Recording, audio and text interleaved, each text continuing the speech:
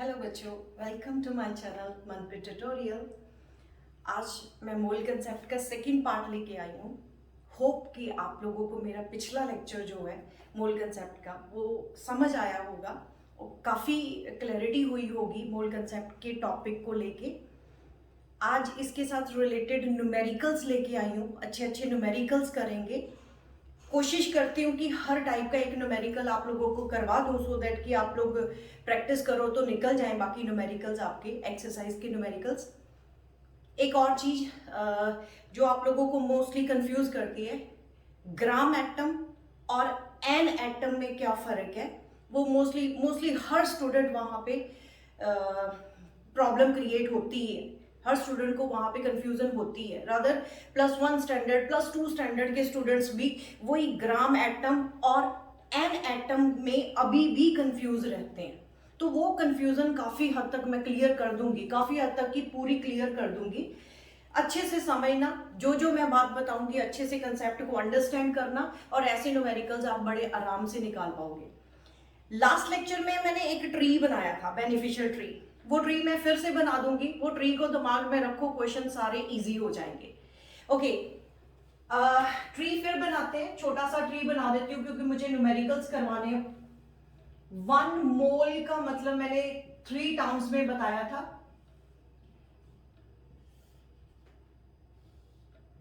In terms of number, यहां पे numbers की टर्म में था वो 6.022 इंटू 10⁻23।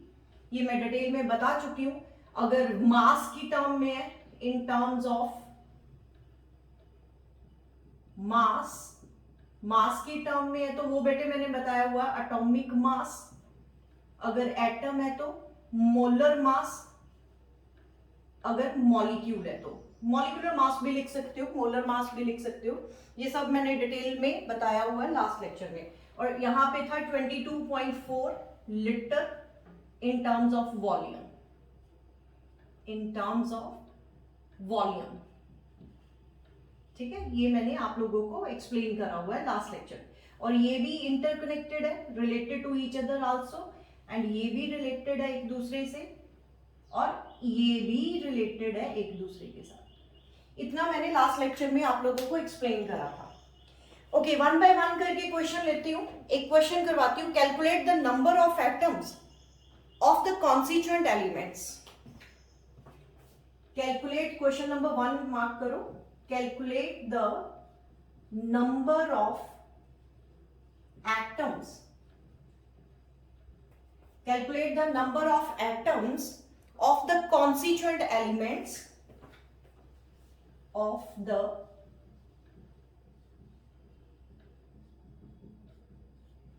constituent elements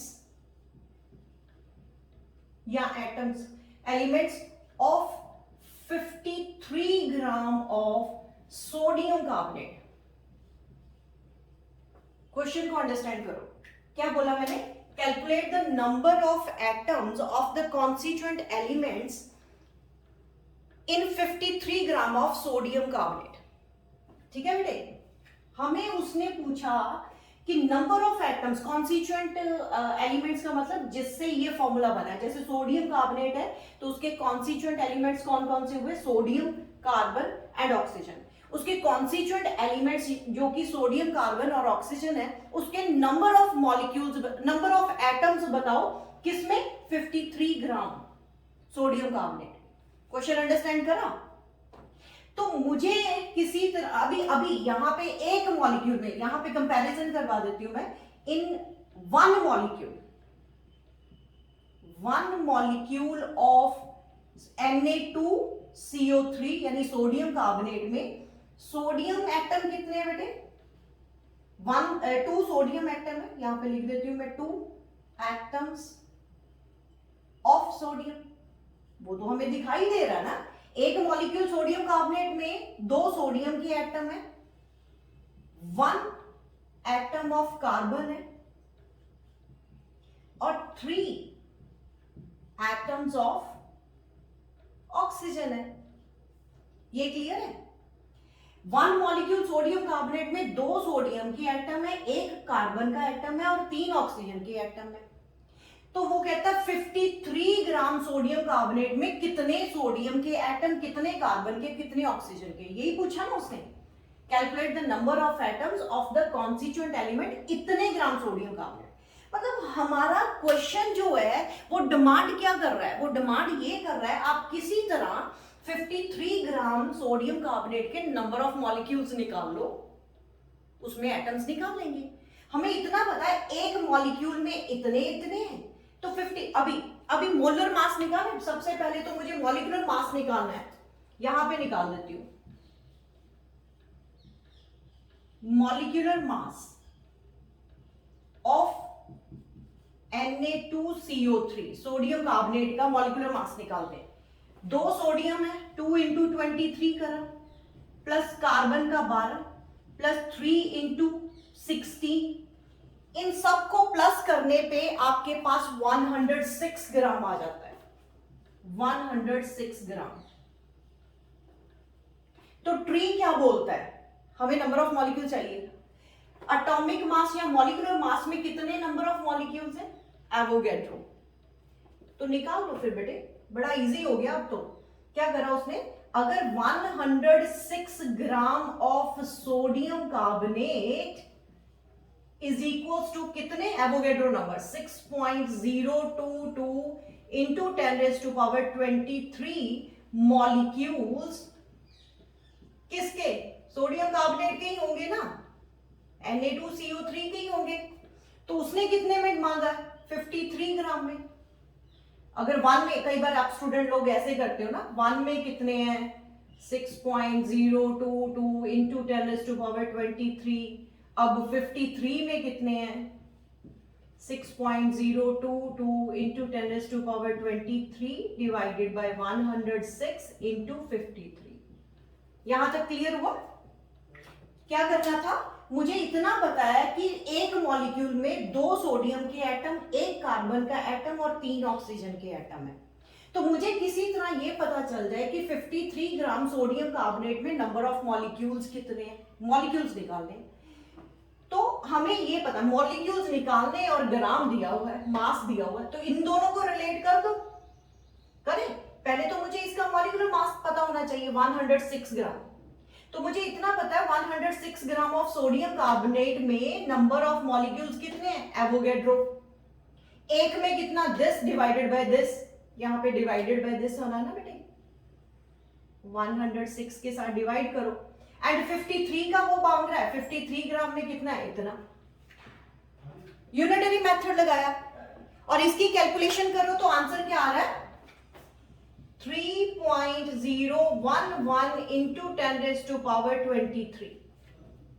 इसकी कैलकुलेशन का जो आंसर है ना बेटे 3.011 इंटू 10⁻23, ये कटिंग करोगे तो यहाँ पे 2 से कट जाता है और ये यहां से कटेगा तो 3.011 आ जाता है। इतने नंबर ऑफ मॉलिक्यूल्स आ गए। मेन काम हमारा यही था कि आपको नंबर ऑफ मॉलिक्यूल्स पता चल जाए 53 ग्राम सोडियम कार्बोनेट के। अब एक मॉलिक्यूल में इतने इतने एटम है तो इतने मॉलिक्यूल्स में कितने होंगे, वही हमारा आंसर होगा। तो क्या हुआ, अब मैं क्या कर रही हूँ 3.011 into 10⁻23 molecules of sodium carbonate Na2CO3, उसमें कितने नंबर, अब देखो एक मॉलिक्यूल में 2 एटम थे तो इतने मॉलिक्यूल में सोडियम के कितने एटम होंगे, 2 के साथ बस इसको मल्टीप्लाई कर दो इंटू 10⁻23। कार्बन के एक ही था, एक मॉलिक्यूल में एक है तो इतने मॉलिक्यूल में कितने होंगे, 3.011 इंटू 10⁻23। ये मैं लिख देती हूँ एटम्स ऑफ सोडियम, ये एटम्स ऑफ कार्बन और ऑक्सीजन के 3 के साथ मल्टीप्लाई कर दो, 3.011 इंटू 10⁻23 क्या है, एटम्स ऑफ ऑक्सीजन। नोट करो बेटे इसको,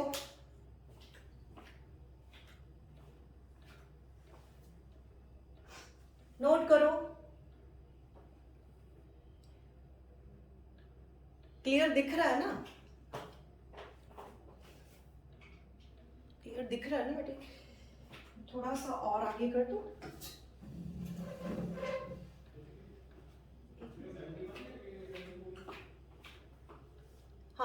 दिख रहा है? फिर से बता दो एक बार, ऐसे क्वेश्चन बहुत हैं बेटे, और आपकी बुक में +1 स्टैंडर्ड की और 10 स्टैंडर्ड की बहुत सारे क्वेश्चन ऐसे दिए हुए हैं। बस आप पहले तो ये समझ लो, number of atoms of constituent elements. Constituent element का क्या मतलब होता है? वो जो फॉर्मूला जो आपको दिया हुआ है, सोडियम कार्बोनेट किन एलिमेंट से बना हुआ है? सोडियम एलिमेंट से, कार्बन एलिमेंट से और ऑक्सीजन एलिमेंट से बना हुआ है। तो वो कितना, उन एलिमेंट्स के नंबर ऑफ एटम्स बताओ कितने हैं। तो ठीक है, मुझे इतना पता है, एक मॉलिक्यूल, ये 1 मॉलिक्यूल है, 1 मॉलिक्यूल ऑफ सोडियम कार्बोनेट में 2 एटम है सोडियम के, 1 एटम है कार्बन का, 3 एटम है ऑक्सीजन के। मुझे किसी तरह ये पता चल जाए कि 53 ग्राम सोडियम कार्बोनेट में कितने नंबर ऑफ मॉलिक्यूल्स है, वो निकाल लेते हैं। तो वहां से हम मॉलिक्यूल्स, जितने मॉलिक्यूल्स होंगे उसमें हमने बस ये कर देना, बाद में तो क्वेश्चन ही कुछ नहीं रह जाएगा। तो मुझे ये पता है कि ग्राम्स मुझे दिया हुआ है और निकालना क्या है, मॉलिक्यूल्स। तो मुझे इतना पता है मॉलिक्यूलर मास जो होता है उसमें एवोगैड्रो नंबर ऑफ एटम्स होते हैं। मॉलिक्यूलर मास कितना है, 106 ग्राम सोडियम कार्बोनेट का। ये मैंने पिछले लेक्चर में आप लोगों को निकालना सिखाया हुआ है, वहां से आप देख सकते हो। तो 106 ग्राम ऑफ सोडियम कार्बोनेट में कितने मॉलिक्यूल्स हैं सोडियम कार्बोनेट के, एवोगैड्रो। तो उसने कितने की डिमांड करी, 53 की। 53 ग्राम में कितने, वो निकाल लो, इतने आ गए। अब एक मॉलिक्यूल में इतने थे, अब आपके पास कितने मॉलिक्यूल्स हैं, इतने। तो इतने मॉलिक्यूल्स में मल्टीप्लाई कर देना। एक मॉलिक्यूल में 2 एटम थे, इतने में कितने, 2 इंटू दिस। एक ही एटम था कार्बन का, तो कितना हुआ, इतने ही मॉलिक्यूल एटम्स हुए, 3 इंटू ये कर दिया। ये तो बहुत ही इजी हो गया, अब तो बहुत ही इजी हो गया। अंडरस्टैंड करो इसको। और एक इसके जैसा एक और न्यूमेरिकल करवाती हूँ, थोड़ा सा डिफर कर देंगे, लेकिन वो भी इंटरेस्टिंग होगा। क्लियर हुआ बेटे? ओके, इरेज कर दूं, इरेज करने जा, ठीक है, sorry.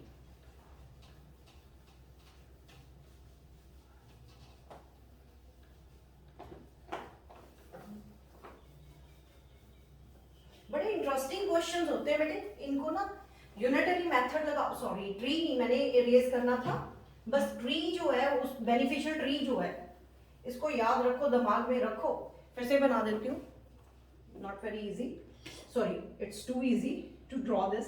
In terms of volume था, इन टर्म्स ऑफ मास है, ये मास लिखा हुआ है। इन टर्म्स ऑफ मास यहां पे क्या था, एटॉमिक मास या फिर मोलर मास, ठीक है जी। और यहाँ पे क्या था, 22.4 लीटर। तो ये भी कनेक्टेड है एक दूसरे के साथ, ये भी कनेक्टेड है। जो चाहिए, जो गिवन है और जो फाइंड आउट करना, बस उन्हीं को रिलेट करते हो, ठीक है। जो फाइंड आउट करना होता है और जो हमें गिवन होता है, बस उन्हीं को रिलेट करना इस ट्री में से, और यूनिटरी मेथड लगाओ और निकालो। ओके, नेक्स्ट क्वेश्चन है मेरा, calculate the total number of electrons present in 1.6 gram of methane. Calculate the number of electrons in 1.6 gram of methane. 1.6 gram of methane, ठीक है बेटे, करे बेटे। Calculate the number of electrons in 1.6 gram of methane. Methane का formula आप लोगों को आता होगा, नहीं आता तो लर्न कर लो, CH4, ठीक है। इसका मोलर मास कितना होता है, molar mass of methane, carbon का 12 प्लस 4 इंटू 1 यानी हाइड्रोजन का 16 ग्राम आ गया, ठीक है बेटे। उसने बोला number of electrons find out करने 1.6 ग्राम ऑफ मीथेन। तो एक मॉलिक्यूल ऑफ मीथेन, उसमें अगर मान लो, यहां पे मैं और भी थोड़ा सा मॉडिफाई कर देती हूँ, calculate the number of electrons भी फाइंड आउट करने, and it's constituent atom and atoms of its constituent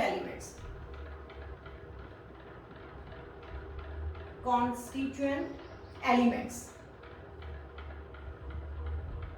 कहने का मतलब ये हुआ, मैं थोड़ा इरेज करके अच्छे से लिख देती हूँ, कि हमें नंबर ऑफ इलेक्ट्रॉन्स भी बताने हैं and number of atoms of of its constituent elements.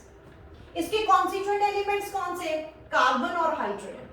तो मुझे अब क्या पूछा उसने, एक तो नंबर ऑफ इलेक्ट्रॉन्स पूछ रहा है और उसके कितने कितने एटम्स है, कार्बन के कितने एटम्स है, हाइड्रोजन के कितने एटम्स है। ठीक है, मैं पहले तो मोलर मास तो आपने निकाल लिया, कितना आया था मोलर मास मीथेन का, ये आपका सॉल्यूशन स्टार्ट हो गया यहाँ पे, वो आपका 16 ग्राम आया। ठीक है जी। अब वन मॉलिक्यूल ऑफ मीथेन में कितने कार्बन एटम है? 1 atom of carbon, 4 atoms of hydrogen and number of electrons भी ले लें। कार्बन के पास कितने इलेक्ट्रॉन्स होते हैं? 6। कार्बन का एटॉमिक नंबर याद है बेटा? कार्बन का एटॉमिक नंबर होता है 6, तो इसके नंबर ऑफ इलेक्ट्रॉन्स भी 6 है। हाइड्रोजन का 1 होता है तो उसके नंबर ऑफ इलेक्ट्रॉन्स भी 1 है, लेकिन यहाँ पे 4 हाइड्रोजन है तो 6 + 4 यानी 10 हो गए। तो नंबर ऑफ इलेक्ट्रॉन्स कितने हुए?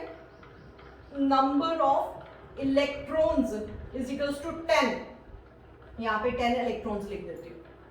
एक मॉलिक्यूल मीथेन में नंबर ऑफ इलेक्ट्रॉन्स 10 है, एक मॉलिक्यूल मीथेन में हाइड्रोजन के एटम 4 है, एक मॉलिक्यूल कार्बन में कार्बन के एटम 1 है। तो डिमांड जो मर्जी कर ले टीचर, जरूरी नहीं बुक के अकॉर्डिंग चलना है, अपने अकॉर्डिंग समझो, इसको ट्री को अंडरस्टैंड करो और करते चलो। तो पूछा, ये जो इंफॉर्मेशन है वो किस में पूछ रहा है, ये उसको इंफॉर्मेशन किस में चाहिए? 1.6 ग्राम ऑफ मीथेन में। तो पहले मुझे 1.6 ग्राम ऑफ मीथेन के नंबर ऑफ मॉलिक्यूल्स निकालने, फिर वही निकालना क्या है? मॉलिक्यूल्स, दिया क्या है? ग्राम्स यानी मास, इन दोनों को रिलेट कर दो। करते? तो क्या करा उसने? 16 ग्राम, यहां पे लिख देती हूँ, 16 gram of methane is equals to Avogadro number यानी 6.022 into 10⁻23 मॉलिक्यूल्स किसके? मीथेन के। 16 gram of methane, molecular mass होता है ना बेटे, 16 ग्राम ऑफ मीथेन में कितने एवोगैड्रो नंबर ऑफ मॉलिक्यूल्स है, और उसने कितने में डिमांड करी? 1.6 में। 1.6 में कितने होंगे वो निकाल लेते हैं। 6.022 10⁻23 डिवाइडेड बाय 16 इंटू 1.6, वो कटिंग हो जाएगा, एक पावर कट जाएगी, तो मेरे पास आया 6.022 इंटू 10⁻22 मॉलिक्यूल्स किसके? मीथेन के। इतने मॉलिक्यूल्स मीथेन में वो नंबर ऑफ इलेक्ट्रॉन्स डिमांड कर रहा है, तो ठीक है ना, 1 मॉलिक्यूल में ये इंफॉर्मेशन उतने मॉलिक्यूल्स में निकाल लेते हैं, सिंपल हो जाएगा। ये थोड़ा इधर लिख देती हूँ, नंबर ऑफ इलेक्ट्रॉन कितने आए थे? 10 इलेक्ट्रॉन्स। ठीक है, अब मेरे पास कितने मॉलिक्यूल्स है बेटे? 6.022 इंटू 10⁻22 है ना मॉलिक्यूल्स ऑफ मीथेन। तो सब कुछ ही निकालते हैं, कार्बन कितना, हाइड्रोजन कितना, नंबर ऑफ इलेक्ट्रॉन्स कितने, वो निकाल लेते हैं। तो कार्बन कितने बेटे? यहाँ पे 1 था, तो यहाँ पे फिर इतने मॉलिक्यूल्स में कितने होंगे? 6.022 इंटू 10⁻22 मॉलिक्यूल्स, सॉरी एटम्स किसके? कार्बन के, एटम्स ऑफ कार्बन। हाइड्रोजन का निकाले कितने हैं? एक मॉलिक्यूल में 4, तो इतने मॉलिक्यूल्स में कितने? 4 इंटू 6.022 इंटू 10⁻22 क्या? एटम्स किसके? हाइड्रोजन के एटम्स। और क्या पूछता था? इलेक्ट्रॉन्स पूछ रहा है, इधर लिख दो। यहाँ पे कितने? एक मॉलिक्यूल में 10 इलेक्ट्रॉन है, तो इतने मॉलिक्यूल्स में कितने होंगे? 10 के साथ मल्टीप्लाई कर दो, तो 6.022 इंटू 10⁻22 इंटू 10 आ जाएगा। 10 आना था, वो कितना निकल आया? 6.022 इंटू 10⁻23। अब क्या निकाला आपने? Number of electrons. सारी इंफॉर्मेशन मिल गई बेटे, वैसे तो क्वेश्चन में तो सिर्फ उसने calculate the number of electrons ही पूछे थे 1.6 ग्राम ऑफ मीथेन में, लेकिन मैंने उसके कॉन्स्टिट्यूएंट एटम्स भी बता दिए। एक मॉलिक्यूल में इतने हैं तो जितने मॉलिक्यूल्स निकले थे उसमें कितने हैं, बस मल्टीप्लाई तो करना है। यूनिटरी मेथड, एंजॉय करो बस इन न्यूमेरिकल्स को, टेंशन मत लो, ठीक है। इरेज करो बेटे। ओके, अब नेक्स्ट करते हैं। मैंने याद है मैंने आप लोगों को बोला था कि कोई भी फॉर्मूला लर्न मत करना।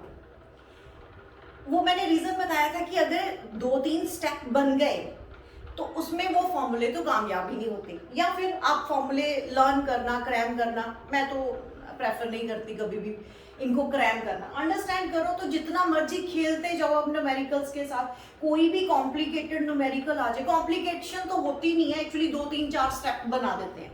नेक्स्ट न्यूमेरिकल ऐसा ही कुछ है, तो उसमें हमने सोचना कैसे है वो सोचना सिखाती हूँ कि न्यूमेरिकल को सॉल्व करने पे आपको सोचना कैसे चाहिए वो बताती हूँ। ट्री अभी भी मैं इरेज नहीं करूंगी, ठीक है, वो तो दिमाग में अपने ना बिठा लो ट्री को, ये इधर उधर जिधर मर्जी कर सकते हो, बस दिमाग में रखना कि ये सब एक दूसरे के साथ रिलेटेड है और इन्हीं के साथ ही हमने वर्क करना है।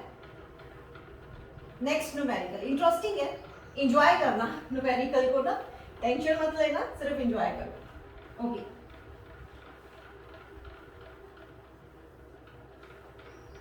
अब देखो मेरे पास न्यूमेरिकल है बेटे, calculate the weight of carbon monoxide, calculate the weight of carbon monoxide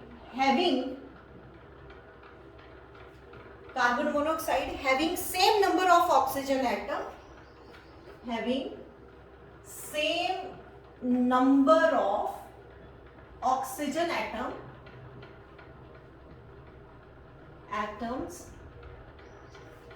as is present in as are present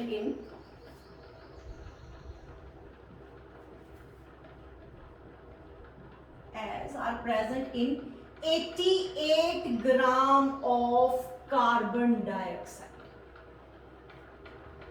question को समझो, देखो जरा क्वेश्चन को पढ़ो एक बार, स्टेटमेंट को अंडरस्टैंड करने की कोशिश करते हैं। क्या दिया हुआ है? Calculate the weight of carbon monoxide having same number of oxygen atoms as are present in 88 gram of carbon dioxide। मतलब ये हुआ हमें उस कार्बन मोनोऑक्साइड का वेट निकालना है जिसमें कितनी ऑक्सीजन हो, जितनी 88 ग्राम कार्बन डाइऑक्साइड में ऑक्सीजन है। 88 ग्राम कार्बन डाइऑक्साइड में ऑक्सीजन एटम्स है। तो कहने का मतलब मेरा काम क्या हुआ, 88 ग्राम में पहले तो मैं कार्बन डाइऑक्साइड में कितनी ऑक्सीजन है वो निकालूं। तो ये करते हैं, सबसे पहले क्या करते हैं, वही जो अभी मैंने सिखाया आप लोगों को। पहले तो मॉलिक्यूलर मास बेटे कार्बन डाइऑक्साइड का 44 होता है, इतने तो लर्न कर ही लो। Molar mass of carbon dioxide हर बार थोड़ी निकाल के देखना है। 44 ग्राम कार्बन मोनोऑक्साइड का मोलर मास वो भी 28 निकल आएगा। कैसे? 12 + 16 28 ग्राम। अब फिर वही क्वेश्चन, सोचना कैसे है, आप उल्टा सोचो। उल्टा कैसे? मतलब जाना लेके क्या आना है, वेट किसका, कार्बन मोनोऑक्साइड का। लेकिन आपको निकालना कहां से है, पहले ये निकालना पड़ेगा ना 88 ग्राम कार्बन मोनोऑक्साइड में कितने ऑक्सीजन के एटम्स है वो निकालें पहले। तो निकालते हैं, चलो। पहले तो मेरे पास one molecule of carbon dioxide में, मुझे तो दोनों ही पता है, कार्बन कितने एटम है 1, ऑक्सीजन कितना एटम 2, है ना। तो यहां पे लिख देती हूं 1 एटम ऑफ किसका, कार्बन का। एक मॉलिक्यूल कार्बन डाइऑक्साइड में एक एटम है कार्बन का and 2 atoms of oxygen, 2 atoms of oxygen. लेकिन ये तो 44 वाला था, मुझे 88 ग्राम कार्बन डाइऑक्साइड के नंबर ऑफ मॉलिक्यूल्स निकालने, तो निकाल लेते हैं। कैसे? फिर वही मॉलिक्यूल्स निकालने हैं, वेट हमें दिया हुआ है 44 gram of carbon dioxide is equal to 6.022 into 10⁻23 molecules किसके? कार्बन डाइऑक्साइड के। ध्यान से समझो, 44 में एवोगैड्रो, 88 में कितने निकाल लेते हैं। 88 ग्राम ऑफ कार्बन डाइऑक्साइड में कितने होगा? एवोगैड्रो को डिवाइड करो 44 इंटू मल्टीप्लाई करो 88, this divided by this into this, cutting करा यहां पे 2 आ जाएगा और ये 12.044 इंटू 10⁻23 ये मॉलिक्यूल्स आए किसके बेटे? कार्बन डाइऑक्साइड के। कार्बन डाइऑक्साइड पिछले न्यूमेरिकल जैसे ही करा मैंने, फिर अगेन तो मेरे पास अब 88 ग्राम कार्बन डाइऑक्साइड में number of molecules of carbon dioxide आए।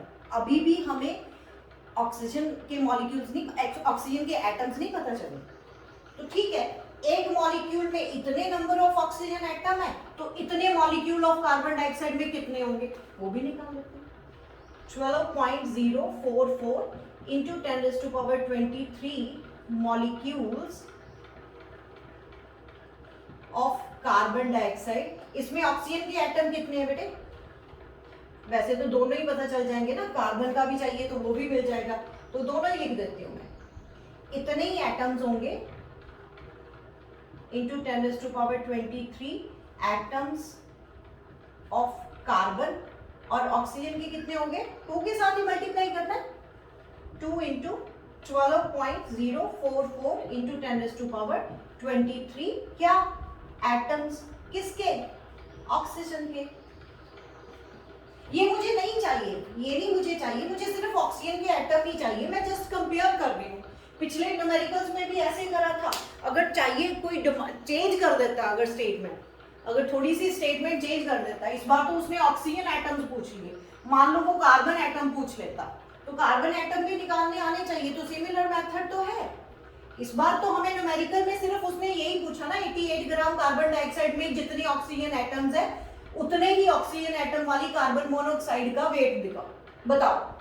तो ऑक्सीजन के एटम मैंने मॉलिक्यूल्स निकाल लिए, ऑक्सीजन के एटम मुझे ये मिल गए। यहां तक क्लियर हुआ बेटे?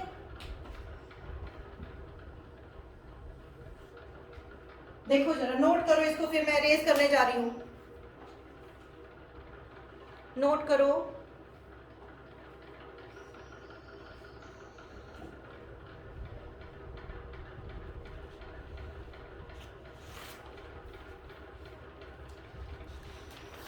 अब जो उसने डिमांड करी, ठीक है, काटने कूटने की जरूरत नहीं है। अब यहां पे मुझे निकालना है कार्बन मोनोऑक्साइड का वेट जिसमें इतने नंबर ऑफ ऑक्सीजन हो, इतने एटम्स ऑफ ऑक्सीजन हो। वो स्टेटमेंट बोल रही है, तो स्टेटमेंट के अकॉर्डिंग कर देते हैं। कार्बन मोनोऑक्साइड का मॉलिक्यूलर मास कितना है? 28 ग्राम। मास निकालना है ना बेटे, तो क्या करेंगे?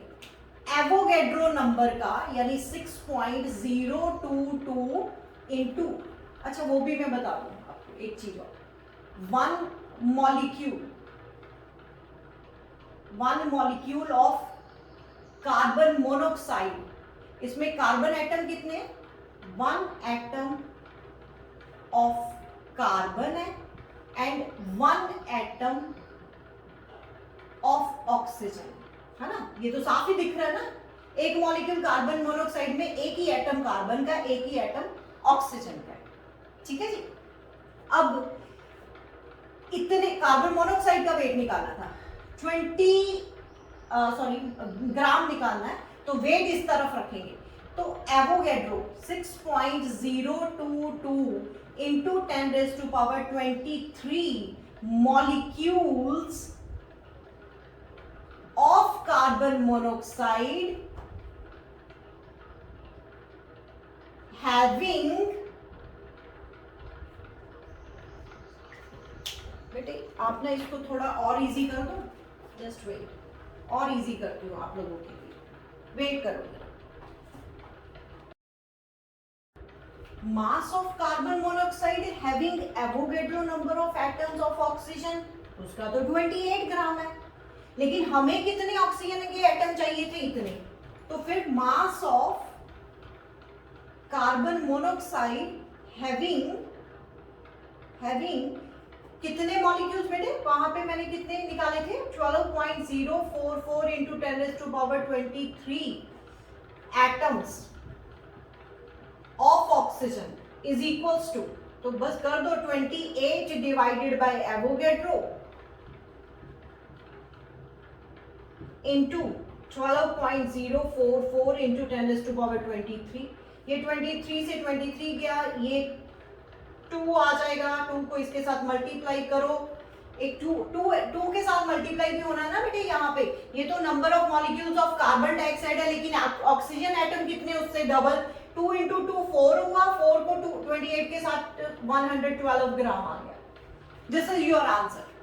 इसको ना बार बार अंडरस्टैंड करना, जहां जहां जैसे जैसे मैंने बताया रिवर्स करो वीडियो को और अंडरस्टैंड करो, ठीक है? इंटरेस्टिंग न्यूमेरिकल है बेटे। ऐसा एक डिफरेंट टाइप और करवाती हूँ जिसमें हमें वॉल्यूम गिवन होगा, जल्दी से वो भी टाइप में करवा दो।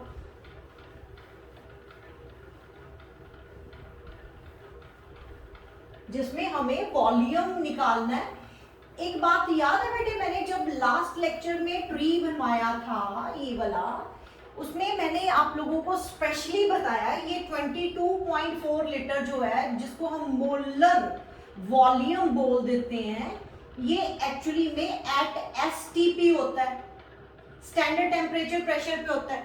टेम्परेचर कितना होना चाहिए? 273 केल्विन, और प्रेशर कितना होना चाहिए? 1 atm। याद आया?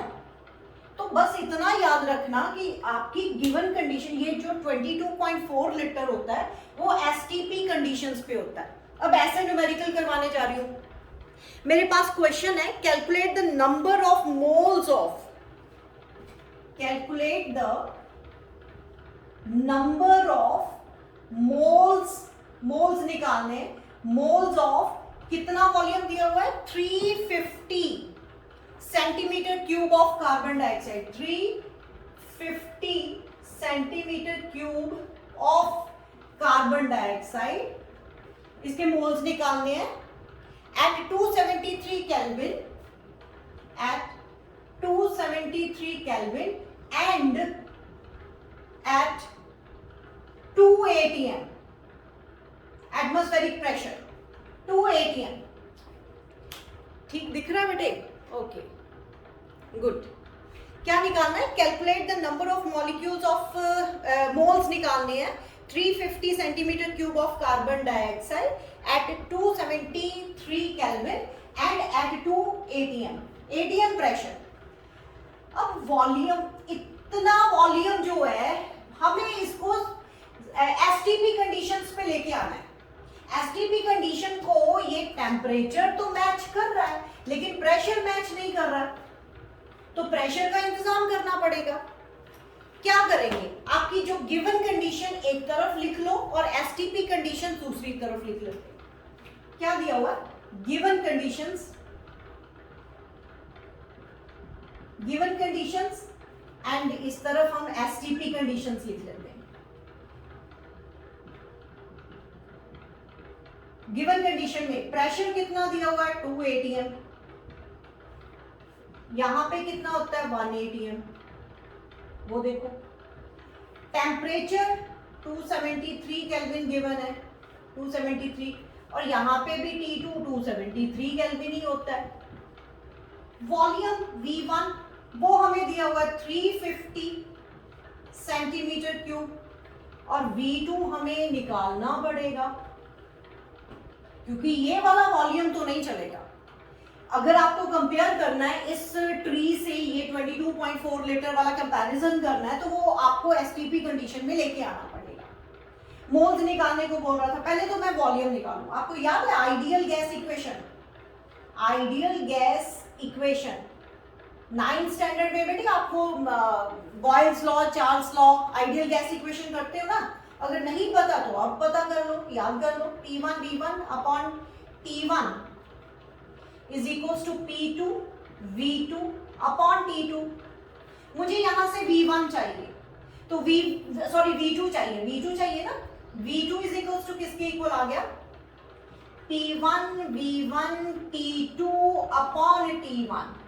इसकी वैल्यूज पुट कर दूं, P1 की वैल्यू कितनी है 2, V1 की कितनी है 350, T2 टेम्परेचर की कितनी है 273 डिवाइडेड बाय T1 273, ये कट गया 273 कट गया, और वॉल्यूम कितना आ गया बेटे हमारे पास, इसकी मल्टीप्लिकेशन का जो आंसर आ रहा है दैट इज 700, इसका जो आ रहा है answer 700 centimetre cube, 700 centimetre cube. क्या करा, गिवन कंडीशन जो मुझे स्टेटमेंट ने दी गिवन वो लिख ली, लेकिन एसटीपी कंडीशन क्या है ये वाली वो लिख ली मैंने, P1 P2 T2, वॉल्यूम मुझे निकालना पड़ेगा एसटीपी कंडीशंस पे। तो अब ये सेंटीमीटर क्यूब में है तो इसको लीटर में कन्वर्ट करो, सेंटीमीटर क्यूब बेटे मिलीलीटर होता है, तो इसको लीटर में कन्वर्ट करेंगे तो 1000 के साथ डिवाइड कर देंगे तो आपका आ जाएगा 0.7 लीटर, 0.7 लीटर। तो अब क्या करना है, उसने कहा नंबर ऑफ मोल्स निकालो, नंबर ऑफ मोल्स निकालने के लिए क्या करेंगे हम, ठीक है बेटे 0.7 लीटर आ गया, तो निकालने को क्या बोल रहा है नंबर ऑफ मोल्स, तो निकालते हैं ना फिर नंबर ऑफ मोल्स, हमें पता क्या मोल्स निकालने को बोल रहा है, वॉल्यूम गिवन है, तो यही रिलेशन लगाएंगे, ये वाला रिलेशन लगाएंगे कि 22.4 लीटर का 1 मोल होता है तो इतने लीटर का कितने मोल्स होंगे, बस ये क्वेश्चन है। तो यहाँ पे कर दो बेटे, यहाँ पे इरेज करने से पहले कर देती हूँ, मतलब 1 मोल किसका चल रहा था, ये कार्बन डाइऑक्साइड की बात कर रहा था, ठीक है, 1 mole carbon dioxide is equals to 22.4 litre. अब पता चला आप लोगों को कि मुझे एसटीपी कंडीशन पे क्यों लेके आना पड़ा, क्योंकि मुझे इंफॉर्मेशन जो है 1 मोल 22.4 लीटर वो एसटीपी कंडीशंस पे है, तो आपका जो वॉल्यूम है वो एसटीपी की कंडीशन पे लेके आना पड़ेगा, तभी हम कंपेयर कर पाएंगे। तो क्या हुआ, 1 मोल ऑफ कार्बन डाइऑक्साइड अगर 22.4 लीटर है, सॉरी मोल्स निकालने हैं ना, ध्यान से सुनना, जो मैंने गलती करी वो आप लोग गलती मत करना, अभी मोल्स निकालने हैं, मोल्स इस तरफ रखो, इक्वल्स टू की दूसरी तरफ रखना है, तो मोल्स निकालने तो उल्टा करने जा रही हूं मैं अब,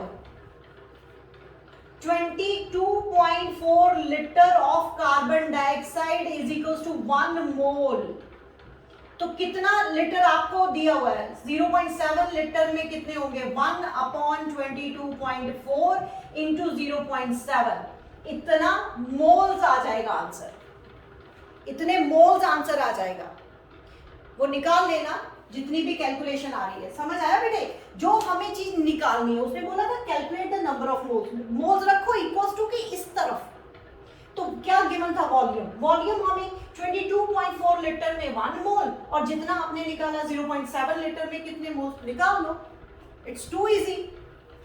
एक और करवाती हूँ इसके जैसा न्यूमेरिकल, नोट करो इसको जल्दी से जल्दी, अभी थोड़ा और चेंज कर देते हैं, इरेज करती हूँ मैं,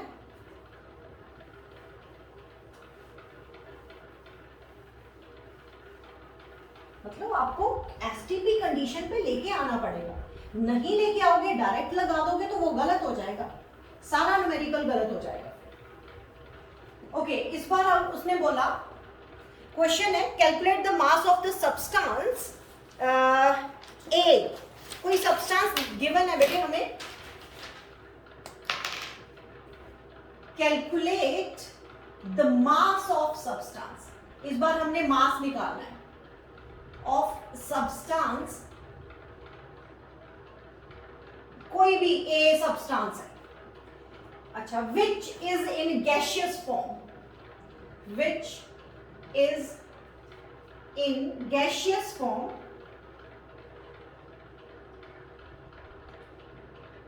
ओके, occupies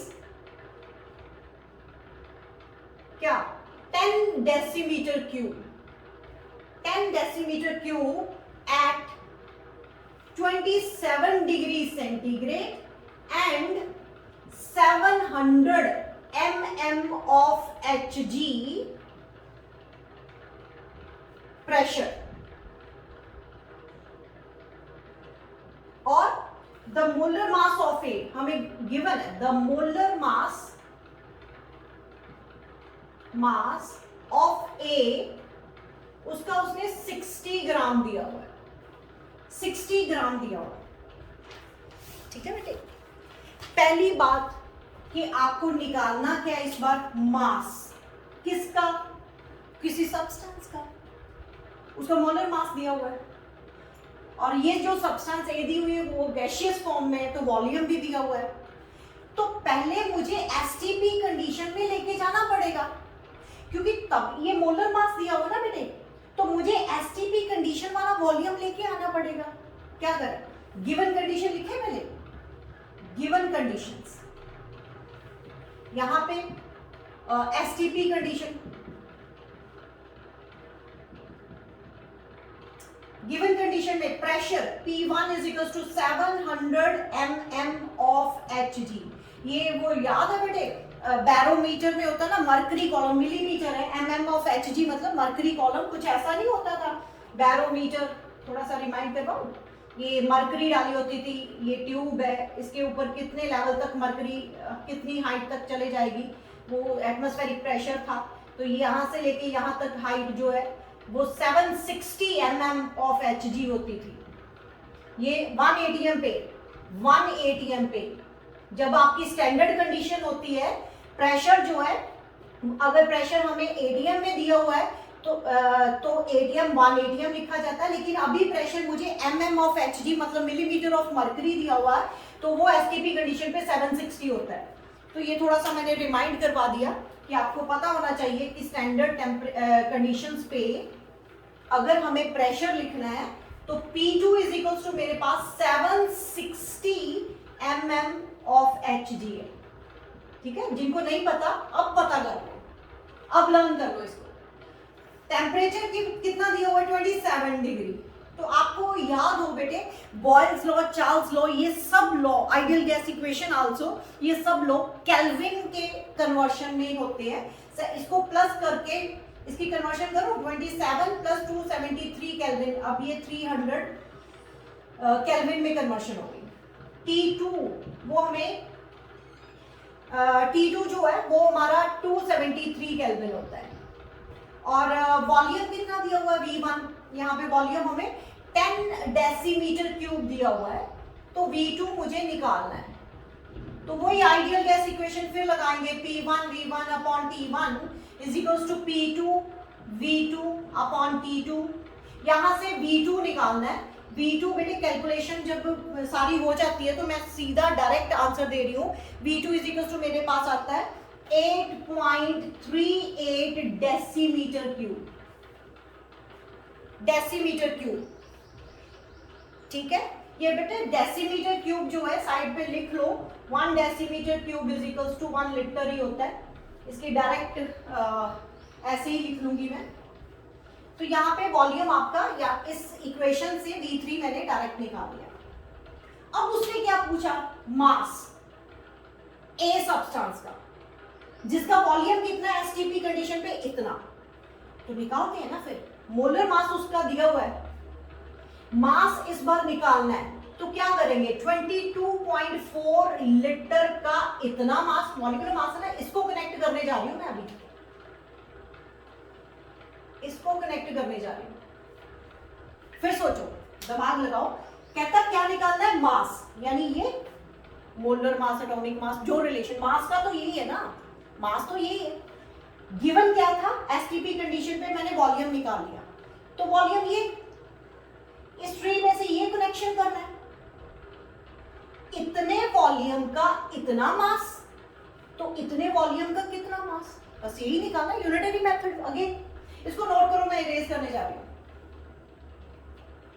स्क्रीनशॉट ले लिया करो बेटे। ओके, 60 ग्राम हमें मोलर मास दिया हुआ है ए सब्सटेंस का। फिर बता दूं मैं, निकालना क्या है, मास। तो इस तरफ मास रखूंगी, गिवन क्या है, वॉल्यूम। तो मुझे इतना पता है 22.4 डेसीमीटर क्यूब ही लिख लो ऑफ ए। उसका मास कितना, जितना उसका मोलर मास गिवन था वो कितना, 60 ग्राम।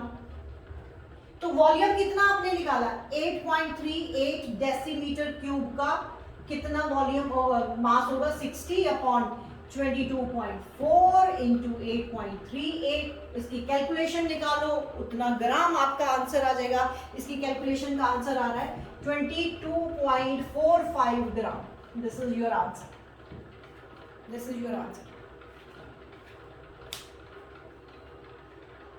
ठीक है बेटे, ओके। इसके बाद ये न्यूमेरिकल्स आप ट्राई कर लेना बेटे, ऐसे न्यूमेरिकल्स और भी आपकी बुक में होंगे, ट्राई कर लेना। एक जल्दी से मैं ग्राम, एटम और एटम्स का कंफ्यूजन दूर करने जा रही हूँ। पहले मैंने सोचा था कि अलग से एक वीडियो बना देती हूँ, अभी बीच में ही करवा देती हूँ।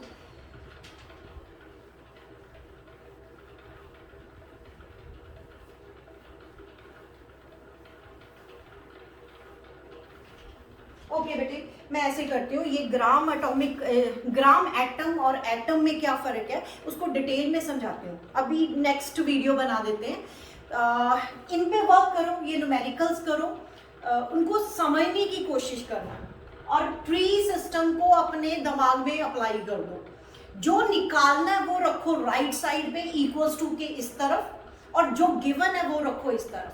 रिलेट करो, अगर मास गिवन है तो मॉलिक्यूल्स निकालने हैं तो ये रिलेट कर दो, मोल्स गिवन है तो मॉलिक्यूल्स निकालने हैं तो ये रिलेट कर दो। बस रिलेशन आपकी अंडरस्टैंडिंग पे है, उसको अप्लाई करते चलो, ठीक है। मैक्सिमम ट्राई करना न्यूमेरिकल्स अपनी बुक में से ट्राई करते रहना। डिफरेंट टाइप, मैंने जितनी टाइप्स हैं वो सारे सॉल्व करने की कोशिश करी है। ये ग्राम एटम वाला जो कंसेप्ट है वो कंफ्यूजन क्रिएट करता है, मैं करवा देती हूँ, नेक्स्ट वीडियो में करवा देती हूँ। तब तक के लिए आप अपने न्यूमेरिकल्स की प्रैक्टिस करो and thank you very much.